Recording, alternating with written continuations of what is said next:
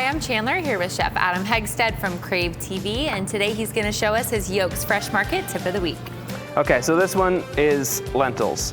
So we use, really can use any kind of lentil you like, but the idea here is that it's really very easy, and I think sometimes it's intimidating for people, or maybe they're not, they're used to kind of like that old school lentil soup where they're kind of dry. Yep. Well, you can impart a lot of flavor into the lentils by using a different style of liquid. So you can use stock, or sometimes we'll use like a little bit of like a vegetable stock or a duck stock, and then add a little maple syrup into it at the end. Okay, so really super easy.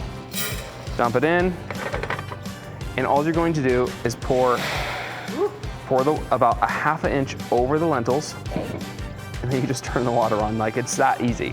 And then you just let them simmer. So it'll take about 35, 40 minutes. And you can just try to taste them and see if they're soft enough. That's really all it takes to cook lentils. Thank you guys for watching. Don't forget to tune in weekends on Fox 28 for Crave TV.